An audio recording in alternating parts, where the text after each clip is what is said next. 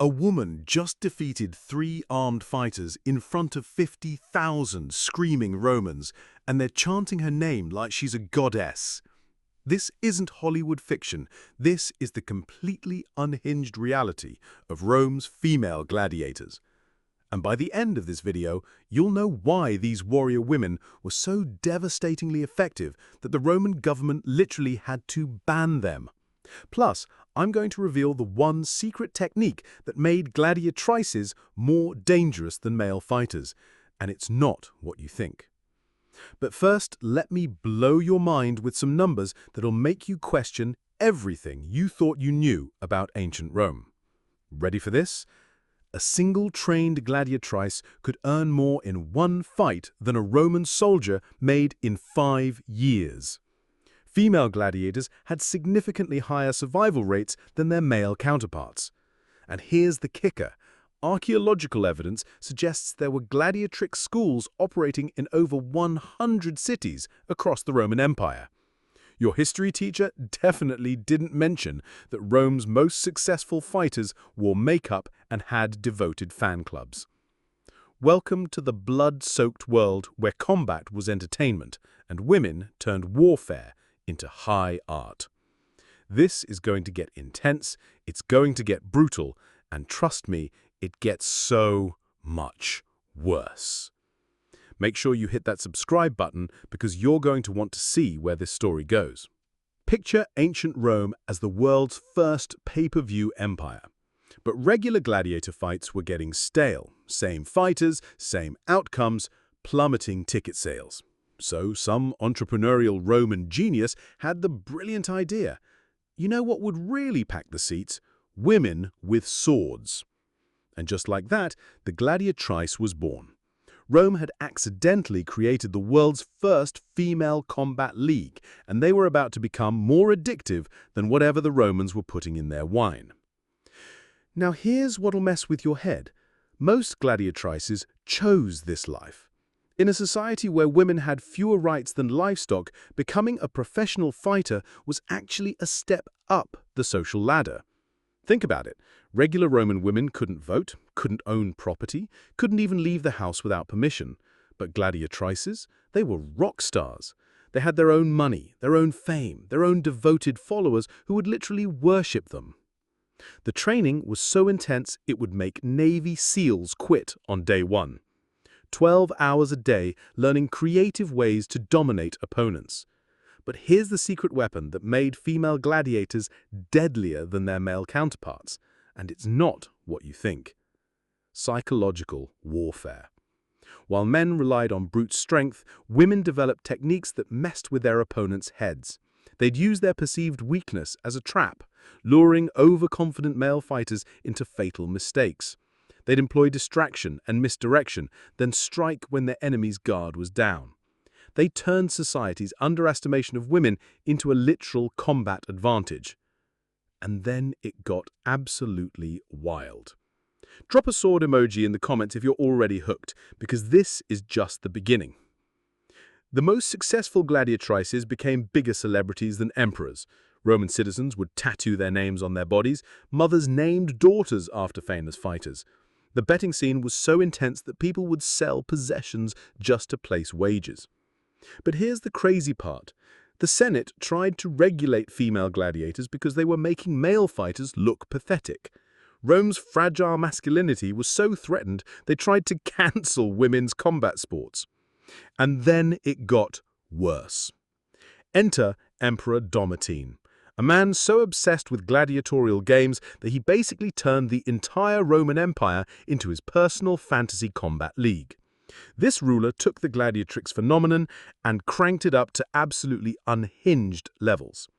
Domitian didn't want regular fights, he wanted spectacle. Women versus wild beasts, women versus each other on horseback, women acting out mythological battles while actually competing for their lives. The crowd ate it up like it was the season finale of their favorite reality show. The betting pools reached astronomical levels, the production values rivaled modern Hollywood. And the aftermath? Let's just say that cleanup crews started demanding hazard pay. But Domitian's Gladiatrix obsession was about to create the most dangerous woman in Roman history, and her name was about to become synonymous with rebellion. And you'll never guess what happens next. Don't you dare click away, because what I'm about to tell you next will completely change how you think about female power in ancient Rome. Meet Mevia, a gladiatrix so legendary that Roman poets wrote about her like she was a force of nature. But Mevia wasn't just another sword-wielding warrior. She specialized in something that still gives historians nightmares, facing wild animals with nothing but psychological dominance. Her signature technique was called the Dance of Victory. She'd enter the arena completely unarmed, face down a starving lion, and somehow convince the beast to submit through pure force of will. The crowd would lose their absolute minds. Grown senators would weep. Women would throw jewelry into the sand. The incredible part, Mevia wasn't performing tricks. She had somehow mastered the art of communicating with apex predators through what Roman historians called divine presence. She'd stare down lions, bears, even rhinoceroses, and make them back down through sheer psychological dominance. She became so famous that Roman mothers would pray to her before childbirth. Soldiers would invoke her name before battles. She had transcended entertainment and become something like a goddess of survival and victory. But fame corrupts, and absolute fame corrupts absolutely. If you're loving this story, smash that like button, because we're just getting to the good part. By 88 AD, the most successful gladiatrices had accumulated so much wealth and influence that they started getting revolutionary ideas. Dangerous ideas. Ideas that would shake the Roman Empire to its core. Led by a gladiatrix known only as Libertas, because of course her stage name was literally Freedom, 30 of Rome's most deadly female fighters hatched a plan so audacious it makes every military coup look like amateur hour. The plan was use their celebrity status to stage a revolt during the games, eliminate Emperor Domitian in front of 50,000 witnesses, and establish a new government run by gladiators. They had the weapons, the training, the crowd support, and absolutely nothing to lose. It should have worked. By every logical measure, it should have worked. And then came the betrayal that changed everything. Here's where human nature reveals its uglier side. One of the conspirators, a gladiatrix named Victoria, decided that personal survival was more important than sisterhood. The night before the planned rebellion, she snuck out of the gladiator barracks and went straight to the emperor's guards. She revealed everything: names, plans, weapons, even the specific battle cry they were going to use to signal the uprising. In exchange, she wanted her freedom, a villa in the countryside, and enough gold to disappear forever. Domitian agreed to the deal, but being the twisted entertainment addict he was, he decided to turn the betrayal into the ultimate spectacle. Instead of quietly arresting the conspirators, he let them proceed with their plan right up until the moment they tried to execute it. The result was a massacre that would be talked about for centuries. The day of the rebellion started like any other gladiatorial spectacular. The crowds filled the Colosseum, the Gladiatrices entered in full costume, and the elaborate mythological play began perfectly. For 30 minutes, everything was normal. The audience was loving it.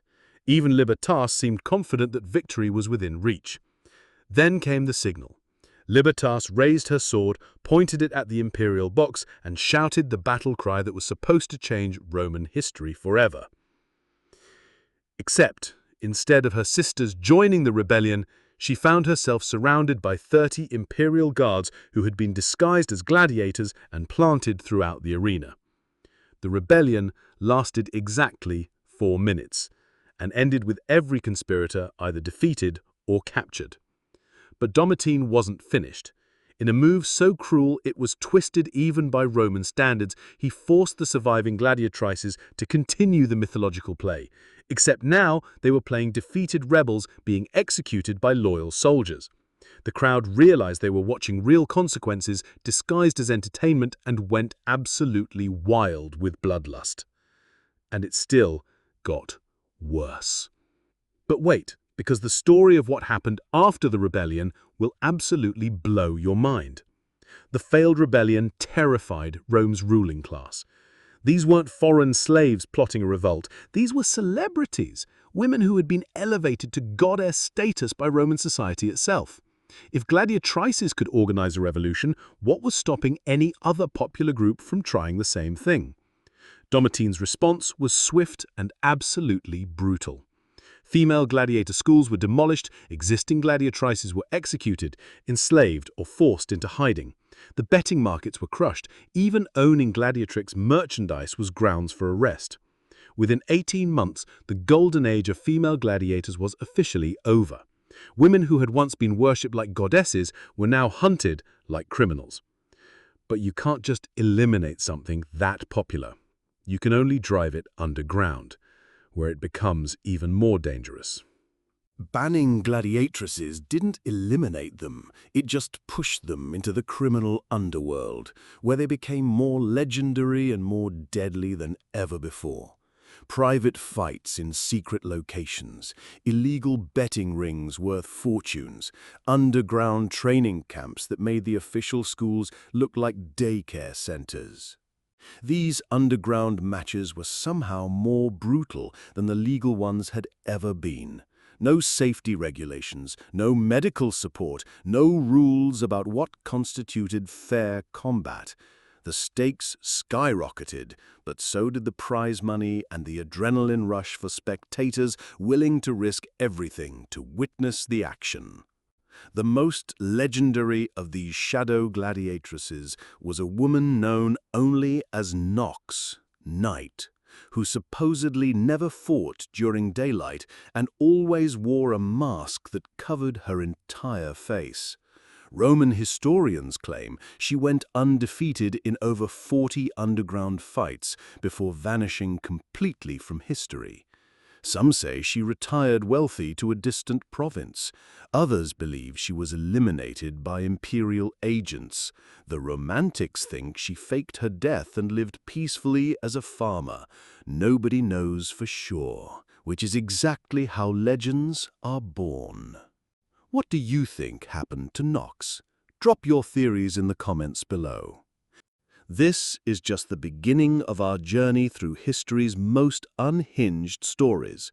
Roman history is packed with tales that make the greatest epics look like children's bedtime stories, and I'm going to tell you all of them.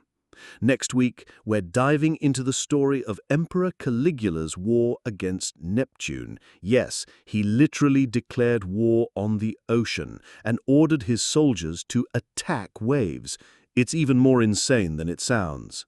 Hit that subscribe button and ring the notification bell because, trust me, you don't want to miss what's coming next. History is only boring if you're learning it from boring people. What other completely unhinged historical stories do you want me to cover? Drop your suggestions in the comments below. And remember, the crazier it sounds, the more likely it actually happened. Thanks for watching, and I'll see you in the next one.